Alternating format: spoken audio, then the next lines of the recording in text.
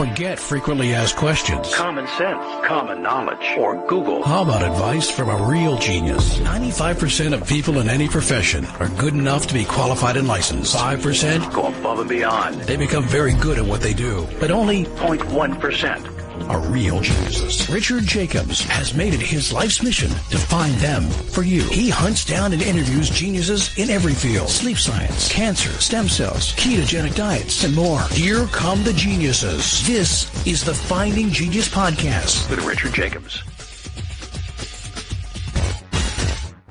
Before we begin, a note from our sponsor.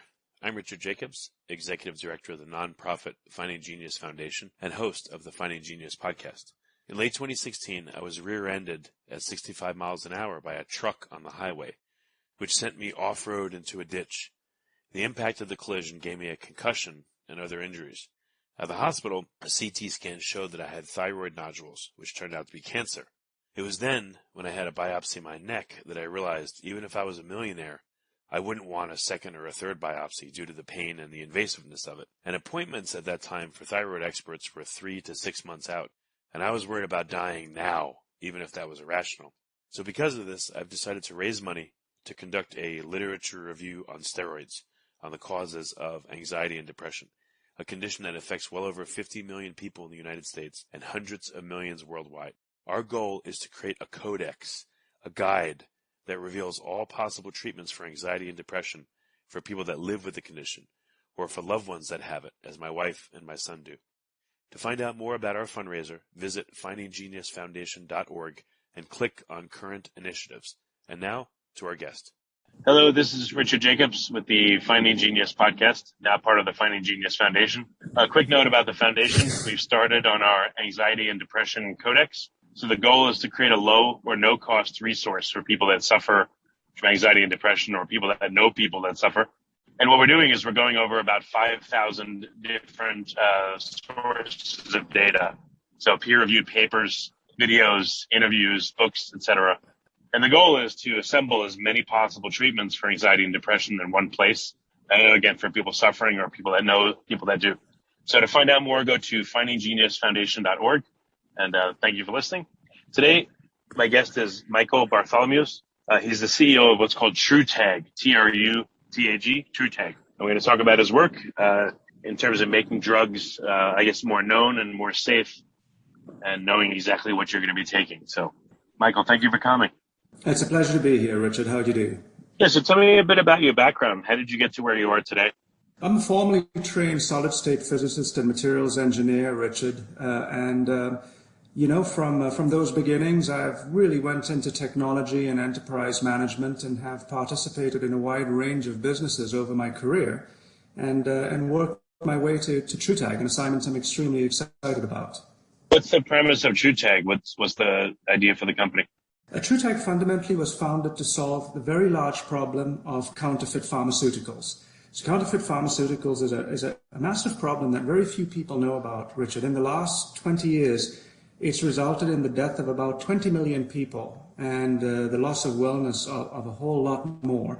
And it costs the global economy about $200 to $300 billion a year in economic loss. So this is a profound issue, and the company was ideally suited with some of its technology to address this issue and provide the public and private sector with tools to combat the problem. Yeah, I've heard about generic drugs versus, brand names, and that some of them made overseas are not made up to standard. But counterfeit drugs, is that totally different? Is that another level of this problem, or how do they enter into the market? Yes, I mean, counterfeit drugs would be where the patient, the pharmacies are buying products that they think are branded products by branded pharmaceutical companies, and in fact, what's inside of them is fake. It's either it's fake, it's substandard. And the root cause of that problem, Richard, is all track and trace in pharma today is on the packaging level, right? Barcodes, QR codes on packets, bottles, blister packs. But the reality is once the pills are out of the packaging, all bets are off. Illegitimate product can be substituted in perfectly legitimate packaging, and the supply chain and the patient are none the wiser. So that's the root cause of the problem. And it's not just, it doesn't only affect generics, it affects the brands, and significantly so. Yeah, that would be pretty messed up let's say you had an organ transplant and you need stuff to suppress your immune system and you get fake drugs and you reject the transplant. I mean, this could be incredibly bad for people that have counterfeit drugs. Yeah, and you know what's tragic? What's tragic, Richard, is over 50% of the counterfeit drugs are categorized as life-saving related drugs. So, you're talking about drugs used to treat HIV, cancer, diabetes. It's a real tragedy because this is where the severe mortality and morbidity comes into play. I take some pills occasionally, and I can see some of them will have little numbers engraved on them, or imprinted into them, or names, or little cuts in them. But how can you do anything on the pill level, not just the packaging level, to make sure you got the right drug there? So TruTag, all pills, Richard, capsules and tablets, so anything patients swallow and ingest, they have a material called silica. Silica is a fancy name for sand, for silicon dioxide, and it's smaller than a human hair. There are hundreds of these particles on these pills, and it's because it's an anti-caking agent. It's a desiccant. You find silica in everything. It's in baby formula to keep baby formula from clumping. It's the same reason it's in pharmaceuticals. And these silica particles, if you look at them under a microscope, look like grains of sugar or grains of salt. And what TruTag has done, we have figured out how to functionalize them. So let's say a pharma company is making its drugs. Instead of ordering regular silica, it orders smart silica. And in so doing, that pill has become a data point. So we are able to make every pill a data point that you can then read using a mobile phone. So the pharma companies monitoring their supply chains, the healthcare providers, the patients can ensure that the actual pill that they are going to swallow is the real deal, is an authentic product. And we do it with, for want of a better, from an illustrative purpose, are microscopic, invisible, edible barcodes. So you really are now protecting the pill itself, and you're digitizing medicine. So we're a front runner in the whole digital medicine space. Yeah, that's interesting. So, I mean, would you use, let's say I have a bottle of pills. Would I take the pill out that I'm going to have and put it on my smartphone? And there would be an app, let's say, that would read the barcode off that pill? Or how would it work? Yeah, it's very, apart from the fact that you can't see these little micro tags, it works very much like you would use a QR code reader, where you download the app, you just point the camera, press the button, and it'll go, yep, this is authentic product. If you'd like more information, click here. If you'd like to interact, with the customer service agent. So it's not just ensuring the veracity of what patients are taking, but it sets up a platform for interaction, for patient care.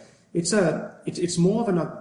greater than an authentication play. It touches on issues like clinical digital trials, medication adherence, patient engagement. Once you make every pill a data point, there's a lot of power in what you can do to benefit the patients and their health outcomes. But again, on the individual patient level, how do they test the pill that they're about to take? It's exactly like you said, Richard. So you'd either take a pill and you just, with your app, you just open your app and you snap a shot of the pill, or you just have the bottle there and you just point the camera into the bottle, and you'll get a surety that the product in there is authentic.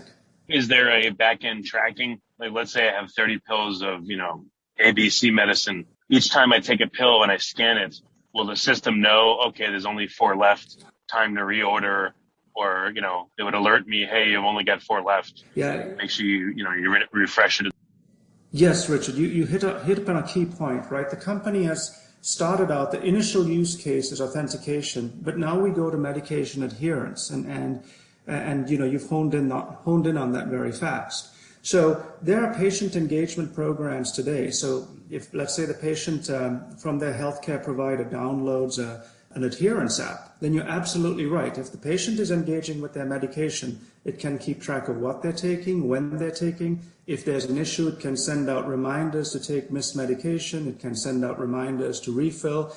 So it really enhances medication adherence that, as I'm sure you know, Richard, is a massive problem, right? Only 50% of patients take their medication as prescribed, when prescribed, for the duration, which means refilling. So medication adherence is a massive problem burdening the healthcare system today.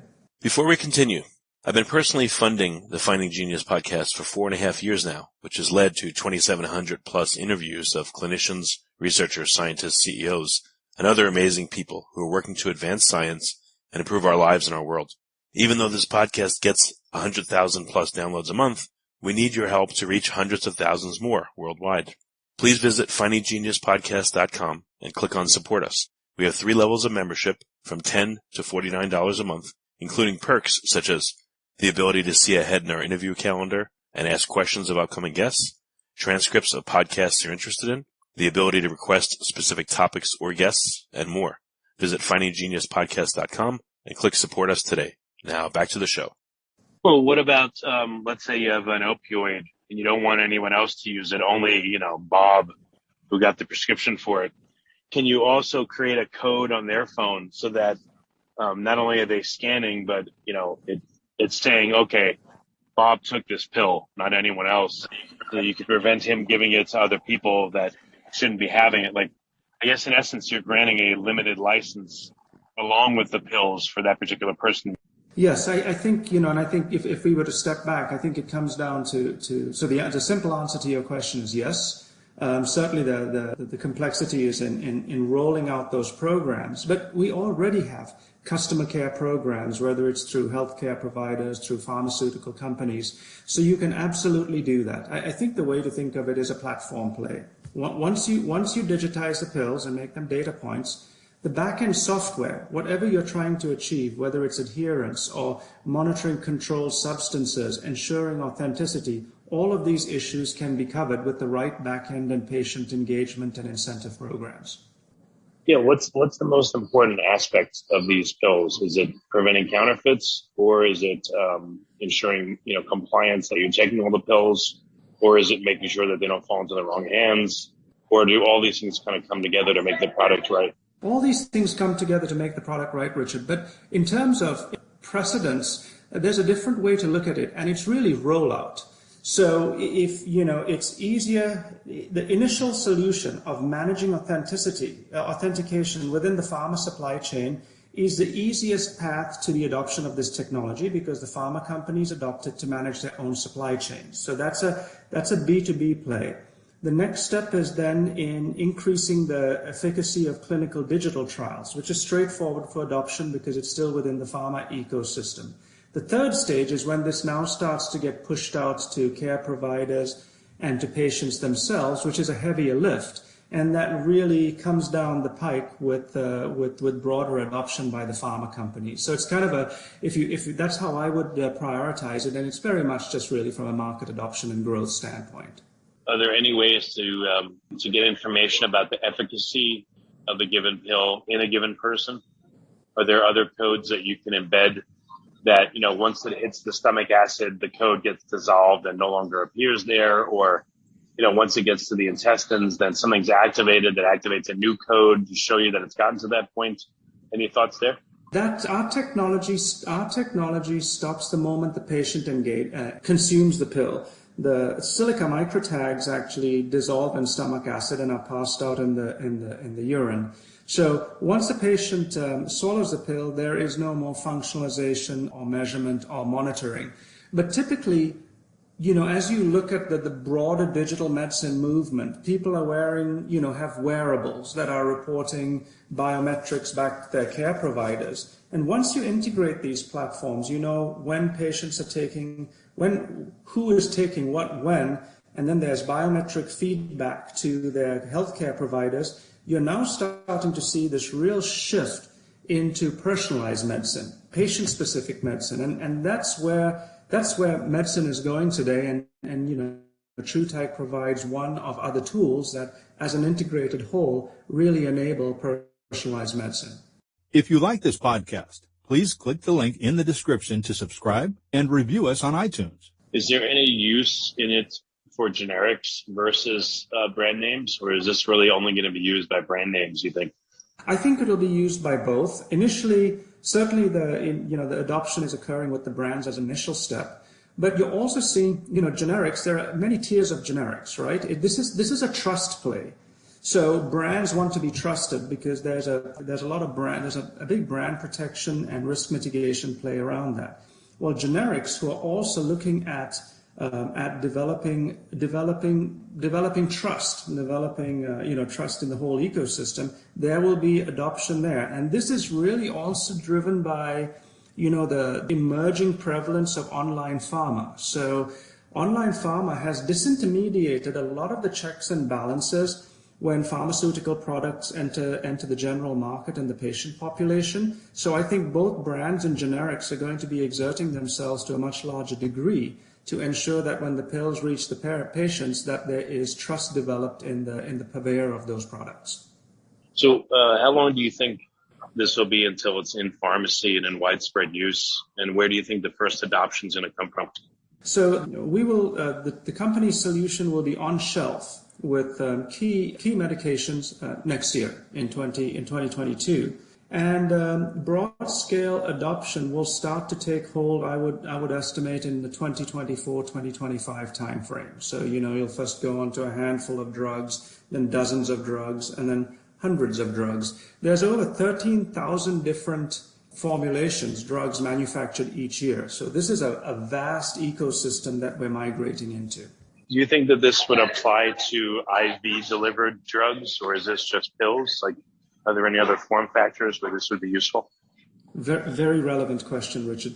So certainly with the COVID pandemic, there's been a lot of awareness, general awareness in the public and private sector around security of biologics, right, injectables. And TruTag actually is engaged in that arena as well. Now, in the biologics, we don't go into the liquid that's injected into people. But in that particular case, we do protect the vials. So all vials have data carriers like QR codes or serial codes, which are extremely easy to defeat, right? You just need a high resolution copier, and you can knock off barcodes and QR codes.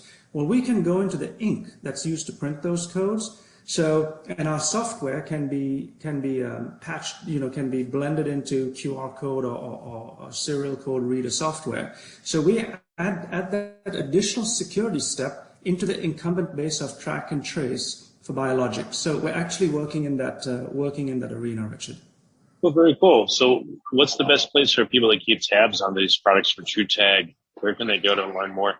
I would say definitely our website. So it's www.trutags.com, and that's we always update sort of the state of the union, where the industry is, where we are. We have podcasts and we have white papers and news articles and a lot of information there to try to pass on, to share with both the pharmacy and healthcare system, but also with the general patient population public.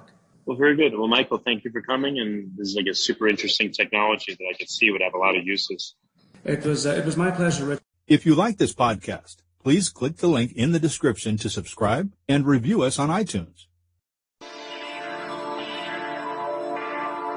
You've been listening to the Finding Genius podcast with Richard Jacobs. If you like what you hear, be sure to review and subscribe to the Finding Genius podcast on iTunes or wherever you listen to podcasts. And want to be smarter than everybody else? Become a premium member at findinggeniuspodcast.com. This podcast is for information only. No advice of any kind is being given. Any action you take or don't take as a result of listening is your sole responsibility. Consult professionals when advice is needed.